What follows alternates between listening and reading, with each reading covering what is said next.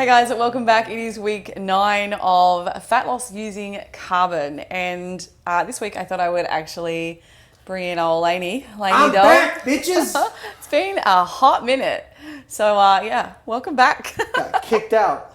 How does it Back by unpopular demand. Well, look, the reason I wanted to actually bring Lane in this week is because we've had a lot of conversations like away from the camera that I think are so invaluable, and I think we generally have some pretty in-depth discussions at home, and I wanted to bring those discussions to video today because I think they will really help a lot of people out. But so week 10, part of the conversation started last night as, wow, I'm doing this 12-week Get Lean and Train with me, and I think because of my history with shows and competing and being able to achieve like a top 10 in the world physique, I felt a lot of pressure like, wow, I really need to be making more progress with this 12-week Get Lean and Train with me program.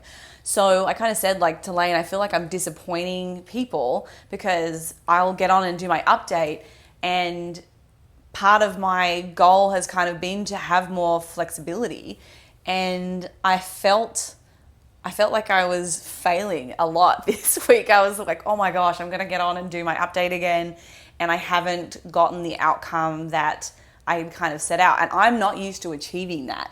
Or I'm not used to not having the outcome that I want for dieting, because it's always been like there's no turning back. You've got a hard deadline. There's a show. You're going to make it up somehow. And it's been really uncomfortable for me to do a diet like this. I think you've definitely, I don't know. Do you see me being uncomfortable? Like, I don't know, as an outside perspective, like. Well, the two things. The first thing, the idea that you're going to let somebody down is asinine. But I do that too as well. Like if I'm getting ready for powerlifting meet, like, I don't want to let everybody down, or like getting ready for a show, I don't want to let people down. No, it's more like me. I think but nobody actually cares about that, because if people are watching this, they really don't, because they've watched your journey. Yeah. If they just wanted some fit chick who was just hot, which you are, but you also offer a lot more value than that. If they wanted that, they will get that. But you have talked about your background, your struggle with an eating disorder, where you came from. People are invested in your journey.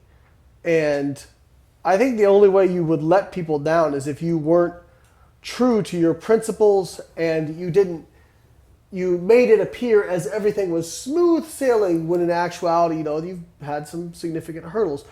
So, that's kind of the first aspect of things, and I forgot what I was going to say for the fucking second one. I think the other thing is too, from my observations, because I coached you, years ago for shows, and then having been your partner during these last few diets, you would lose about 75% of the weight in probably the last 8 weeks. Like, even if you started with, I think you started one at 20 weeks out or 24 weeks out, a really long period of time. Yeah, it was the one when we did multiple diet breaks. Yeah, you find it very hard to be invested unless you feel like there's absolutely no room for error. That is the only way you're able to really dial it in. And I'm not saying that that's a negative thing, but in certain aspects it is. In certain aspects it isn't. I've always been amazed in the last 4 weeks what you are able to do. I've seen you 4 weeks out and been like, oh man. Not that you had a bad physique or anything like that, but it's like, well, she got to lose a kilo a week. To know what it takes to be in a way, three. Because you have, and we're going to talk about this too, that perfectionist mentality. Yeah. You are very black and white. And for you, it's kind of like, if you're not starving and doing hours of cardio, it's kind of like, well, I'm just not making progress. I'm not making any progress. Yeah. You really find it hard to make slow incremental progress. And does anyone else have an issue with making slow progress? Yeah, doing things slowly and having patience? And we talked about how we are so different when it comes to this. So yeah. I lost 25 pounds since Raw Nationals. So I think I started in November. Yeah. So 7 and months. have you heard me complain about dieting once? Not really. No. Like I've had some days where I was like, oh, you were snappy, a little snappy or whatever, but I wasn't. Part of that was just like stress of other stuff too. Yes. And I think I had one day where I was like, man, I'm really fucking hungry today. But for the most part, it just didn't stress me. And even when I didn't lose, I was like, either the app will adjust me, or I know that if I put the work in, I have the trust that over time it's gonna happen. Yeah. Because I've done that before, and I think you have a little bit of, and I've met a lot of people like this, a little bit of difficulty with trusting the process. Like I've heard you say things like, well, I just don't understand. This is 1,500 calories. I'm not losing weight. No, but I know that I know it. It's like, but for a split second, maybe it lasts a day. Yeah. And then I'm kind of like back to reality. It's like, oh, hang on. Yeah. The problem is though, I didn't track this. Yeah. I didn't do that. I know that I had my fiber. There's nothing wrong with that. But I think the problem is that you in a day sometimes will, that black and white perfectionist thinking, you'll be like, well, this is pointless, fuck it. And I've seen, now you have been a lot better about not doing that during this period. That's one of the things I've seen you do better with. Yeah, is that if that you was do, a goal. If you do overeat, I own it. You own it, but you're also a little bit more mindful about it. You decide that you actually make a conscious decision. I'm going to do this. Yeah, I think the narrative has really changed. Like in the way, like previously it was like I shouldn't be eating this. Like there's all the like really negative words and behavioral outcomes kind of associated with eating something that was high in calories. So now it's been like, okay, well, you know, I've got these cookies here. If I choose to eat this, is this a positive? Is this going to step me in a positive direction? Or I feel like Lane's crotch always. Just take a look at it right now. Gino just gave me a thumbs up like, we can't see your dick and balls. Good. Well, he's sitting right there. Anyway. Listen, all right? When you're this stacked. Cat's out of the bag. Gino's face. So, yeah, now it's like, okay, well, it's actually, I know that I have already hit my calorie target for the day. But I'm not under the strict guidelines or pressures to get to this particular weight within a certain time frame. So right now I want to not put that kind of stressor on me and pressure, I should say, So I'm going to have this because this is good for my mental health and for me to practice saying it's okay to acknowledge that hunger cue and it's okay to have this. This is how... this is also another way of doing things. The problem is people will say that, but then they will have it, but then be upset they didn't make as much progress. So that has to be an internal conversation where I'm going to do this, you know, if I have X, you know, and Y happens, I'm okay with it. Yeah. But a lot of people have X and then they pray that Y won't happen, you know. But of course it is. So again, like just highlighting kind of the differences, like I pretty much tracked forever, and we talked about part of that is it gives me no stress. I don't stress about it. Like if I'm 10 grams off my carbs, I'm like, oh, okay, whatever. I'll just, you know, I'll take it from fats or I'll put it to tomorrow or whatever it is, right? And if I can't weigh something, I go, oh, okay, whatever. I'll just do my best, whatever. When I went to do my bachelor party last year, I had never kind of switched that off, and it wasn't that it was like difficult. I wanted to go and just focus on being present 100% of the time and have a good fucking time. And I could have had a good time tracking, but I decided I just didn't want to deal with it. Yeah. And that was fine. But I also understood I'm probably going to gain a little bit of body fat while I'm there. And I was fine with it. I came back and I definitely gained some body fat while I was there. But I mean, you remember, I wasn't mad about it. I was just like, okay. And I trusted that, okay, once I get back into normalcy and whatnot, that'll come off. And it did. And you said something, even this morning, you were talking to Shelly. You were like, oh, this has just been so slow. I don't know if you said you hate it, but you're like, oh, it's just been so slow. Mm-hmm. But you started at 75, and you did you hit 71? I did. No. This week I'm still 72. I'm just maintained. Okay, but you've lost 3 kilos. That's not bad progress. No, it's not bad progress. Again, it's been, you've been able, instead of thinking about I've only made this much progress, you have made this much progress without killing yourself. You know what I mean? Because like when you would make progress, it was like, hopefully you don't take offense to this, Holly was not there. Like, it was another person. And not that you were mean or anything like that, but you had to be entirely focused on that one thing. And No, we've had so much like flexibility in the last 8 weeks with like events, eating out. Like I'm pretty sure we sat down and had a cigar 2 nights in a row at like 11 o'clock, and I had like a beer. Like, I don't know. That's just something that I wouldn't normally be able to do, because I'd be like, nah, that extra 100 couple of calories, you know. Nah, I want to make progress. But I was like, you know what, this is actually better for me because it's like a relaxing thing, which I don't get that often. One of the things I saw, I think it was Jordan Syatt, a win for somebody might be saying no to a donut. But a win for somebody else might be saying yes and not feeling bad about it. And that is so important, that we spend so much time shaming people one way or the other. Like, you've got people who are like, you should never have sugar, never have processed foods, you know, and then they shame people who do it. Mm-hmm. And then we've got people who shame people for wanting to improve their body composition. I had somebody like today, because I commented on a gal who I think is a Health at Any Size dietitian. Mm-hmm. She said, no adult should ever have a diet that starts with the number 1, meaning you should never be under 2,000 calories a day. And I was like, don't you think this is a little bit of a hasty generalization for a lot of people?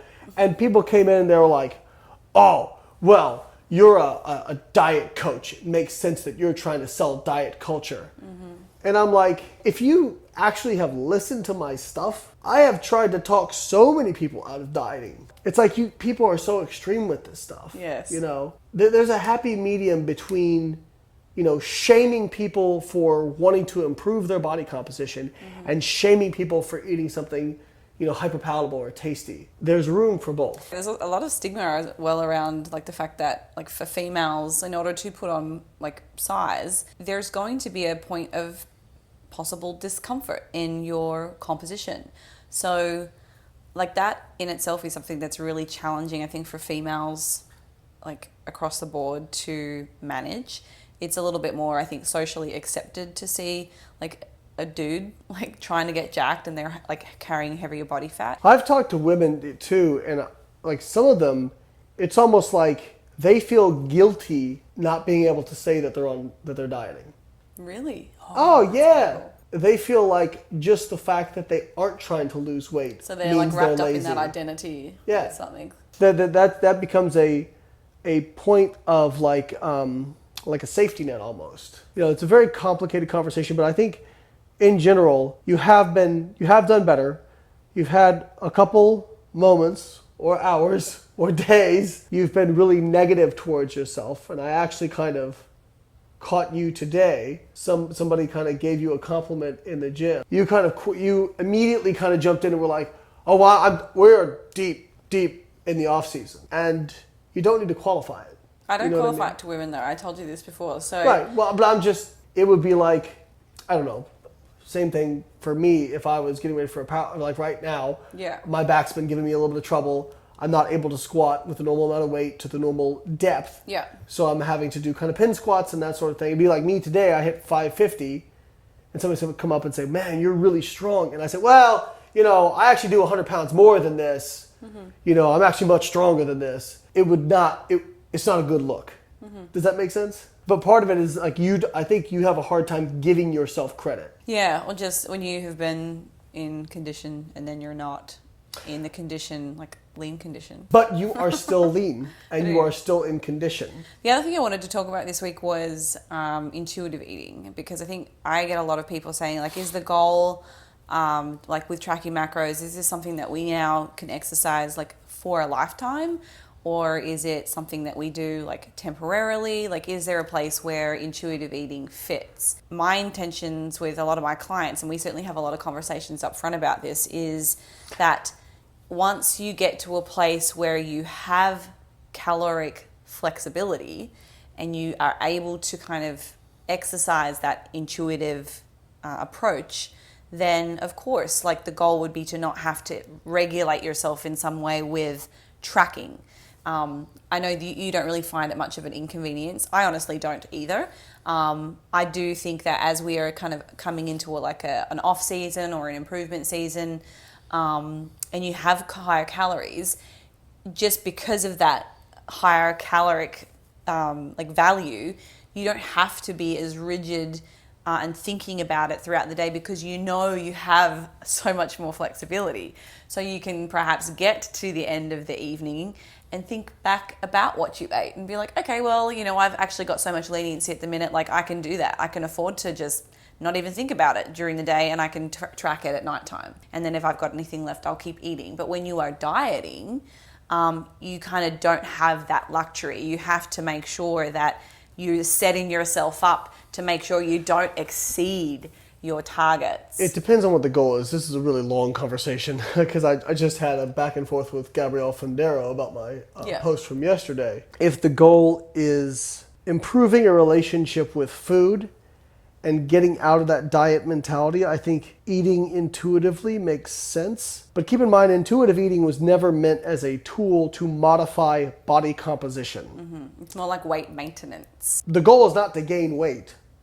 But a lot of people end up gaining weight because it takes time to normalize those satiety signals when you've been stuck in kind of diet mode for so long. Well, I mean, for me, for my hormones to get back to within the normal range, it was 6 months before I would actually be able to get to a point where I would be able to push a meal away and go, oh, I'm actually feeling full. Everyone has to realize that no matter what methodology you choose, there are limitations. Mm-hmm. There are limitations to clean eating, there's limitations to flexible dieting, there's limitations to keto, limitations to plant-based, there's limitations to, intermittent fasting, there's limitations to eating intuitively.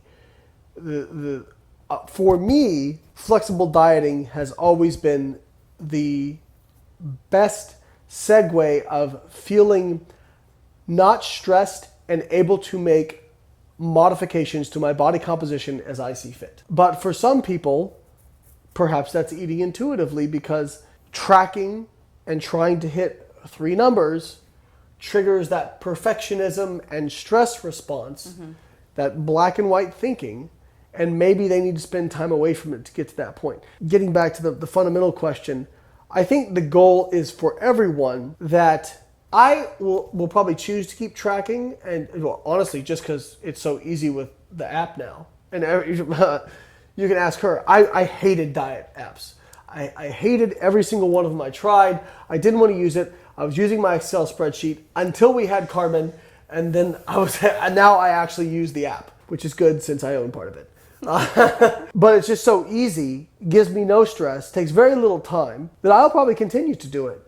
Now, I think the important note is that if I felt like I wanted to get away from that, I have the tools to be able to probably eat intuitively because I understand portion sizes. Mm-hmm. But as far as listening to internal satiety cues, that is probably only going to be, you're only going to be able to make useful modifications to your body composition using your internal hunger cues if you are not eating very many to none hyperpalatable processed foods, because they override your satiety signals and you are not able to there's metabolic ward studies from Kevin Hall showing this, that you are not able to appropriately estimate how full you are based off of those foods, and you're much more likely to overeat them. If you are trying to attempt weight loss and intuitively eat, you automatically are at a disadvantage because you now have hormones that are driving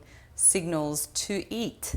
So if you were intuitive enough to recognize that signal, you are not going to be able to create a deficit, because a deficit generally not comes with hyperpalatable foods. Exactly. Generally comes with the territory of there's going to be some kind of cognitive restraint and like difficulty. I've heard some people in that movement say, eat till you feel 80% full. Mm-hmm. I think that's probably good, especially if we're talking about whole single ingredient foods, that sort of thing. And I want to be clear, I'm not saying that hyper-processed foods are bad or that you should never eat them. Mm-hmm. I choose flexible dieting and tracking because I would like to eat some of them, because I enjoy them, but this allows me to have them, still hit my goals, and before anybody says it, my blood work's fine. I'm a very healthy human being. It's so funny. Like, oh, Mr. Dr. Pop-Tarts over there would like to see what his blood work looks like. Oh, and some keto person was like, I'd like to see how much visceral fat he has. We actually had that tested with Carl. You had almost none, and I had very, very little. He said us two were like the two lowest. I think he said he'd ever seen. Yeah, so. yeah. So eat it. This is why I never get invited on.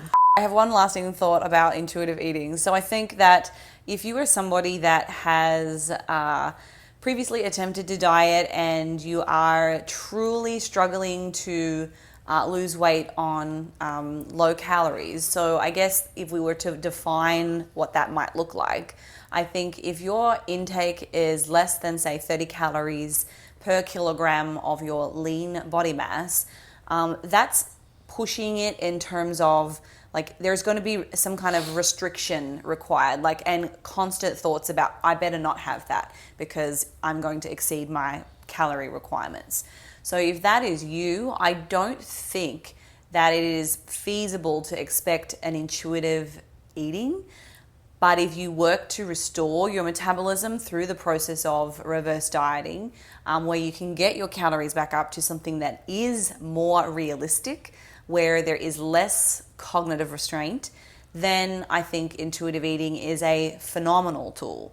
But you also want to give yourself time to get to the point where your hormones have been fully restored so that you aren't just constantly obsessing and like hyper focused on foods. Because I know for me, like I even going through that process. If you spend more than like 30 minutes a day thinking about food. Right, or like what's my next meal, or you're constantly looking at like food channels. I know it took me 3 months after dieting to kind of just give up the desire to go, let's go and like what kind of crazy food can we eat this week? Like now I'm just like, I'm just eating because I'm fueling my training sessions. Like, you know, it's not that important anymore. So and this isn't just you. Like I would be that way if I got ready for a show. Yeah, I'd be that way. Yeah, absolutely. But it comes with the dieting territory, right? But I've also spent so much time out of that, and like I said, for this last diet, losing 25 pounds during this entire time, what was it, probably 7 and 8 months, something like that. I spent more time at maintenance or reversing than I did dieting, than I did in a caloric restriction, and that actually worked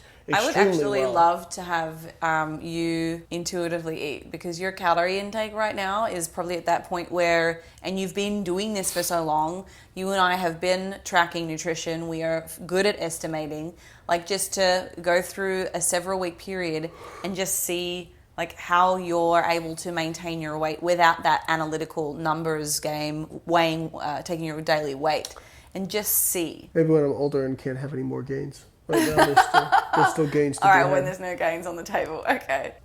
What? Just think of the night I caught you like scraping the final bits out of the vanilla ice cream container. And I put that up, and I was like, Holly has taken her bulk game to the next level. And it looks like you've just eaten an entire gallon of ice cream. Like a pig in a trough or something. All right, moral of the story is, whatever your goals are is going to depend on what approach you're going to use. Yes. And there is no one right or wrong way to do things. It depends on your goals, your individual psychology, and what matters most to you. But you probably can't have everything, meaning you're not going to be able to eat all the foods you want, at the calories you want, with the physique you want, and the mental health you want. Mm-hmm. You're not going to get all those things. All right, guys. So if you want to stick around and check out my update using Carbon Diet Coach this week, I'm going to be doing a separate video. Hope you enjoyed today's chat. A little long-winded, but hey, it's good to have a chat every now and then. Hopefully I've filled in your cardio time. And we will see you. You will see me soon, not him. Check out my crutch next time I appear on the show. Download Carbon. I lost 25 pounds, still strong as fuck, and I'm sexy. All right, guys, so Lane's gone. Let's have a look at this week's data to see whether I made any progress. All right, so jumping in, I'm going to have a look at my calorie compliance for the week. So shooting or scooting across from Tuesday to Monday is my check-in week. My average calorie intake was 1710. My target is 1597. So I'm a little bit over this week again. Protein. Okay, let's scroll across. 160 grams was my weekly average. So this is probably the macro that has taken me to that target calorie. I had a really high day on Tuesday. I'm just looking at this, 206 grams of protein. What did I do on Tuesday? Sometimes I wonder about this. Okay, my tracking abilities. Okay, now having a look at my carbohydrate. 152, so that's within my recommended range, which is great. I did have a high day here on Sunday at 230, but I had much lower days earlier in the week, so 120, 130, 124. So I am actually compliant to my carbohydrates, which is good. And fats to kind of finish off. So my weekly fat average intake was 50. So my target was 44. So I'm a little over. So that's kind of where my that's why my calories have gone over. So protein and fat. So anyway, let's go to do my check-in. Okay. So was I compliant to my targets? I can say no for calories, no for protein, no for fat, yes for carbs. So we're not compliant this week. Oops, go back. No. Please provide your metrics. So I weighed in this morning at 71.6. And that was after having 2 coffees and a Powerade, but I did train, so probably balances out. Body fat, that's about normal for me too. I usually take my weight after I've done my exercise, so it's consistent. We're not necessarily looking for the lowest weigh-in. We're looking for a weigh-in that is at a consistent time so that all the other variables that kind of lead up to taking that weight are kind of stable. Was I close to my menstrual cycle? Well, I was. I had my period last week. In fact, it went for a week, which is unusual for me. So I'm going to assume that my weight was impacted in some way. Does everything look okay? 71.6 was today's weight. Yes. 18% body fat. No, I wasn't compliant. And yes, it was my cycle. Oh, check-in complete. Looks like your calories are a little off. Oh, I get this message every week. Don't worry, you'll get back. This won't ruin the plan if you can get back on track. Let's try to hit your targets a little closer every day this week. You got this. I like the motivation.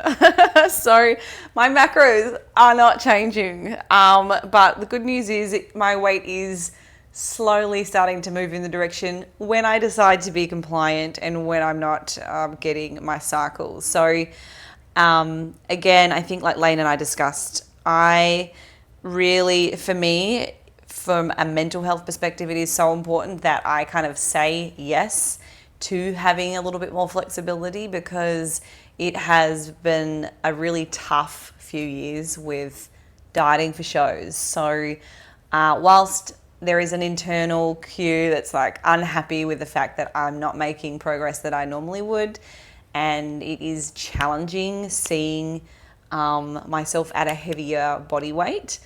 I also have to remind myself that, even though I haven't been compliant with my target this week, I've had some great training sessions still, despite the fact that I've got a little bit of an injury. I know that it's not like I've become lazy overnight and I'm putting on all this body fat because of that. I'm still training hard. I know that even if I do overeat by a little, that would have fueled a positive training session. And over time, I'm still going to be making progress as far as building more muscle. The longer I spend on higher calories, to be honest, the better the chances are that I'm actually putting on muscle. So, on the contrary, if I'm on a restricted diet and on very low calories, my progress, there is still evidence or research that can show that on a small deficit, you can still make lean body mass gain, but not to the extent of higher calories. So I guess I'm kind of trying to flip that mindset a little bit and say, okay, you're not doing anything wrong. You're still making progress in some way. It might not be the dropping body fat progress that you're after, but I'm still progressing forwards from a psychological point of view, and I'm still progressing forwards with building more muscle. So I think that's probably all I've got to say this week. Definitely taking 1 week at a time, trying to make sure that this is still viewed as a positive. because it's so different. It really is. But yeah, I think that's probably all I've got for you guys this week. So thank you for watching. Hopefully that was enjoyable, and I will see you next week.